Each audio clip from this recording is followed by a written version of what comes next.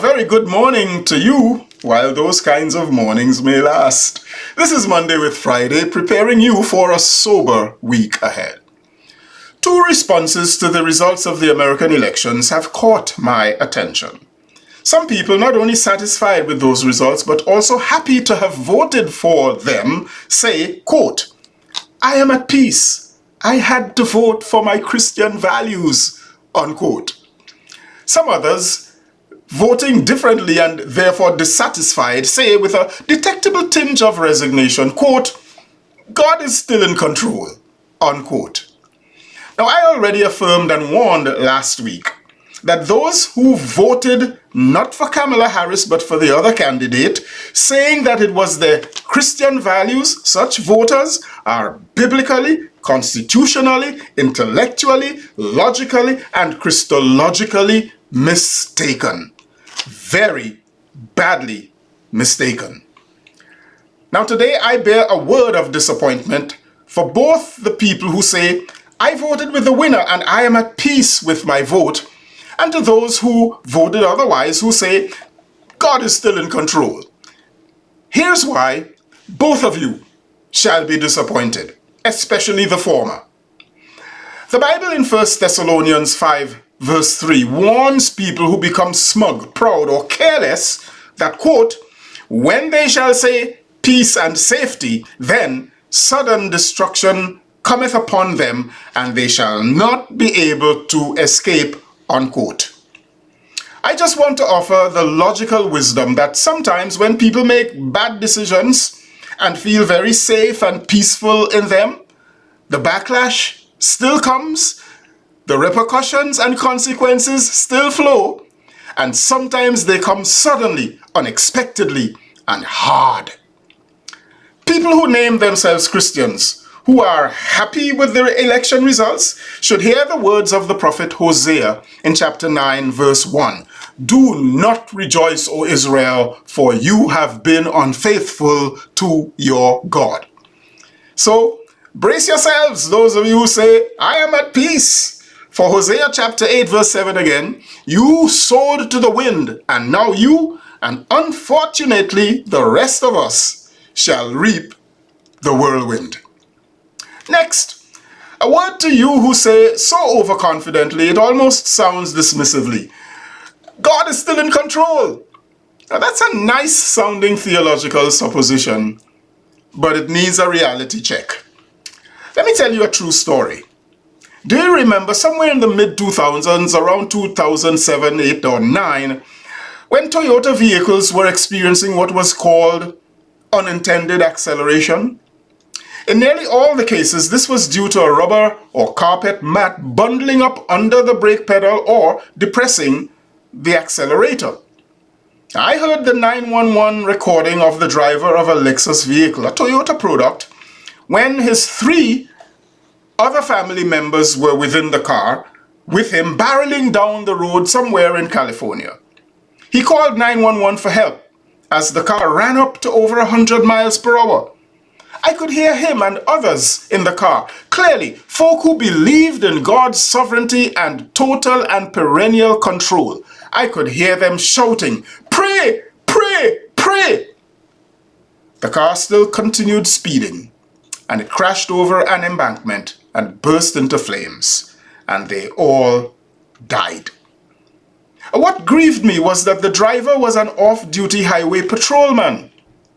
Even before I, in a past life, learned to drive police vehicles, I knew that the simple fix for unintended acceleration was to shove the gear lever into neutral and brake hard. Either this driver never learned that or in a panic forgot what to do.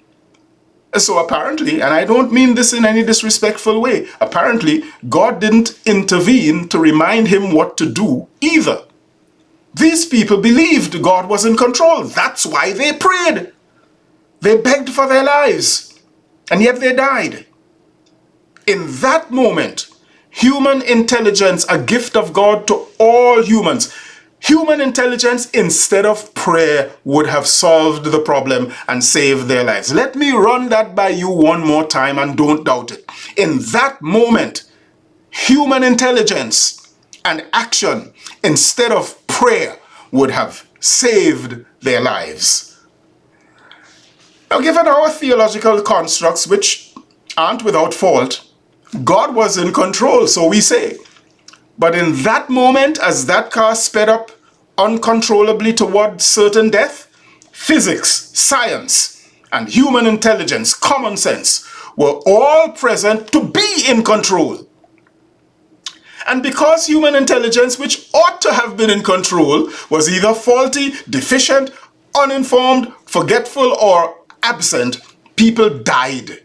Even though theologically, so we say, God was in control.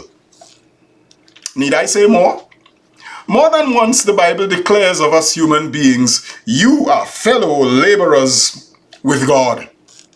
Jesus also told a parable that ended with this statement, occupy until I come. Widely to be understood by sensible people as the charge to be good and wise stewards of all the God-given talents, resources, gifts, and abilities we humans possess, first and foremost of which are our intellect and judgment. Therefore, good folks, we are totally responsible for our choices and the consequences thereof, including political choices and elections. Now, let's not say either when the bad choices and their terrible consequences emerge that God has allowed it. No, we have allowed it. We, fellow laborers, meant to work hand in hand with God, we allow it when we make foolish choices and decisions, abandoning the wisdom, the responsibility to search, research, think, analyze, judge, divide between lies and truth, and observe wise, scientific, logical, and historically informed principles that bring safety and life. We allow it because by those foolish choices and decisions that we made, abandoning wisdom, we disallowed God to be in control. Now, many will disagree with me because often our religions or religious thought, and especially Christian theology, suffer from a lack of logic and intelligence, and we are more frequently partial to magic. And not even Jesus took the bait when invited by the devil to jump from a high place and let the angels catch him. Had he jumped, he would have broken his neck and he would have fully deserved it.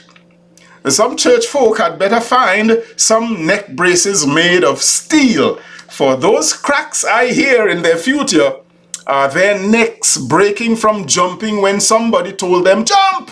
It's a Christian thing to do. I will protect you and you will be all right. Never mind the thousands of lies I have told and the 34 counts of felonies that I have been found guilty of and the scores of women who accuse me of groping them. Come, jump! It's a Christian thing to do. I'm Michael Friday, and your week just got wiser. I'll see you again soon. Happy Monday, all the way to Friday.